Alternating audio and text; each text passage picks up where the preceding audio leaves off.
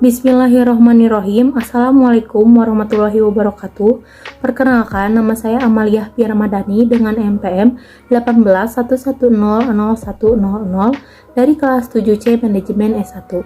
Pada kesempatan kali ini, saya akan mempresentasikan materi mengenai pengaruh keputusan strategis bagi perusahaan.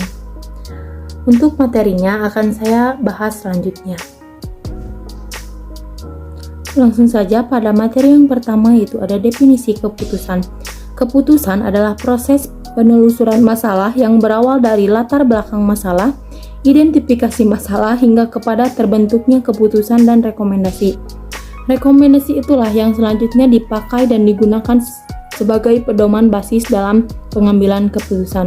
Oleh karena itu, begitu besarnya pengaruh yang akan terjadi jika seandainya rekomendasi yang dihasilkan tersebut terdapat kekeliruan atau adanya kesalahan-kesalahan yang tersembunyi karena faktor ketidakhatian dalam melakukan pengkajian masalah. Keputusan strategis merupakan bentuk keputusan yang dilakukan dengan menempatkan pandangan serta analisis secara jangka panjang. Bentuk analisis tersebut menekankan pada pandangan serta dampak yang mungkin bisa terjadi kemudian hari, serta kondisi keputusan tersebut membawa pengaruh pada aplikasi pekerjaan yang dilakukan. Salah satu alasan yang paling mendasar perusahaan membutuhkan pembuatan keputusan strategis adalah ingin menempatkan posisi perusahaan sebagai perusahaan yang memiliki nilai kompetensi di pasar. Tanpa adanya keputusan yang bernilai strategis, maka kemampuan perusahaan untuk berkompetensi di pasar akan sulit untuk dilakukan. Yang selanjutnya, tahap-tahap pengambilan keputusan. Untuk mendorong terciptanya keputusan yang diinginkan, diperlukan tahap sebagai berikut. Yang pertama yaitu mendefinisikan masalah tersebut secara jelas dan gamblang atau mudah untuk dimengerti. Yang kedua yaitu membuat daftar masalah yang akan dimunculkan dan menyusunnya secara prioritas dengan maksud agar adanya sistematika yang lebih terarah dan terkendali. Yang ketiga yaitu melakukan identifikasi dari setiap masalah tersebut dengan tujuan untuk lebih memberikan gambaran secara lebih tajam dan terarah secara lebih spesifik. Untuk yang keempat, memetakan secara masalah tersebut mendasar kelompoknya masing-masing, yang kemudian selanjutnya dibarengi dengan menggunakan model atau alat uji yang dipakai. Untuk yang terakhir, memastikan kembali bahwa alat uji yang dipergunakan tersebut telah sesuai dengan prinsip-prinsip dan kaidah-kaidah yang berlaku pada umumnya. Untuk yang selanjutnya yaitu perubahan dalam keputusan. Secara umum, perubahan dalam keputusan memberikan dua dampak, yaitu incremental change, yaitu dampak perubahan keputusan yang dapat diperkirakan atau ditaksir beberapa persentase perubahan yang akan terjadi ke depannya, tentu berdasarkan data yang terjadi di masa lalu atau histori. Yang kedua yaitu turbulent change, merupakan pengambilan keputusan dalam kondisi perubahan yang sulit untuk diperkirakan, contohnya bencana alam, perubahan kondisi politik, dan sebagainya. Walaupun data-data tersebut ada, namun kejadian seperti itu belum tentu memiliki kesamaan kondisi dan situasi seperti dulu. Menurut Lawrence R. John dan W.F. Cloyd tahun 1996, ada berbagai teori tentang bagaimana pengambilan keputusan mengambil suatu keputusan, namun sebagian besar penulis memusatkan perhatiannya pada cara pendekatan yaitu rasional analisis, intuitif, emosional, dan perilaku politis. Yang pertama, pengambilan keputusan yang rasional analisis. Dalam model ini, pengambilan keputusan merupakan seorang aktor yang tinduknya bukan saja cerdas tetapi juga rasional. Aktor memiliki keputusan dengan penuh kesadaran tentang semua alternatif yang mungkin ada untuk mendapatkan keuntungan maksimal. Yang kedua, pengambilan keputusan yang intuitif, emosional adalah lawan dari pengambilan keputusan rasional adalah pengambilan keputusan intuitif. Pengambilan keputusan ini menyukai kebiasaan dan pengalaman, perasaan yang mendalam, pemikiran yang reflektif, dan naluri dengan menggunakan proses alam bawah sadar. Untuk yang ketiga, pengambilan keputusan secara politis, perilaku, Pandangan ketiga mengemukakan bahwa pengambilan keputusan yang sesungguhnya harus mempertimbangkan sejumlah tekanan dari orang lain yang terpengaruh oleh keputusan mereka. Untuk yang selanjutnya ada definisi keputusan strategis dan kebutuhan akan keputusan strategis. Keputusan strategis merupakan bentuk yang dilakukan dengan menetapkan pandangan serta analisis secara jangka panjang. Bentuk analisis tersebut menekankan pada pandangan serta dampak yang mungkin bisa terjadi di kemudian hari, serta kondisi keputusan tersebut membawa pengaruh pada aplikasi pekerjaan yang dilakukan. Alasan yang paling mendasar dalam pembuatan keputusan strategis adalah ingin menempatkan posisi perusahaan sebagai perusahaan yang memiliki nilai kompetensi di pasar. Tanpa adanya keputusan yang bernilai strategis, maka kemampuan perusahaan untuk berkompetensi di pasar akan sulit untuk dilakukan. Dan untuk mewujudkan terbentuknya keputusan yang bernilai strategis, maka mereka-mereka yang berada di perusahaan tersebut juga harus memiliki kompetensi kemampuan untuk bekerja dalam konteks keputusan strategis. Karena bagaimana mungkin mewujudkan keputusan strategis jika kompetensi SDM perusahaan lemah? Sehingga wajar jika semenjak proses seleksi dan pelatihan serta berbagai pembekalan lainnya ditunjukkan untuk mendukung terbentuknya penguatan pada dukungan keputusan strategis.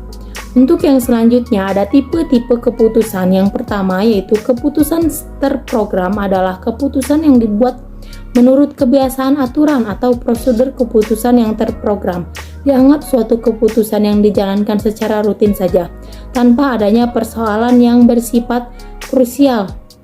Karena setiap pengambilan keputusan yang dilakukan hanya berusaha membuat pekerjaan terkerjakan berlangsung secara baik dan stabil. Sebagai contoh, manajer tidak perlu memerlukan menetapkan gaji karyawan baru karena organisasi pada umumnya mempunyai skala gaji untuk semua posisi. Pada dasarnya, suatu keputusan yang terprogram akan dapat terlaksana dengan baik jika memenuhi beberapa syarat di bawah ini, yaitu termilikinya sumber daya manusia yang memenuhi syarat sesuai standar yang diinginkan. Yang kedua yaitu sumber informasi yang bersifat kualitatif dan kuantitatif adalah lengkap tersedia serta informasi yang diterima adalah dapat dipercaya.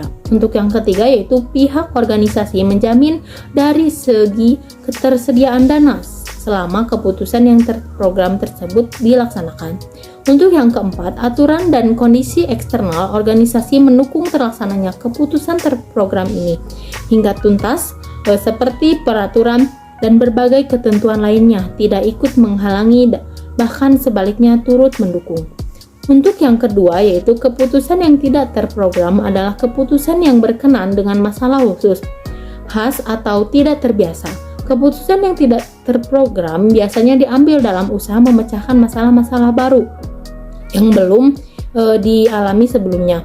Ricky mendefinisikan keputusan tidak terprogram adalah keputusan yang secara relatif tidak terstruktur dan mungkin tidak jarang daripada suatu keputusan yang terprogram.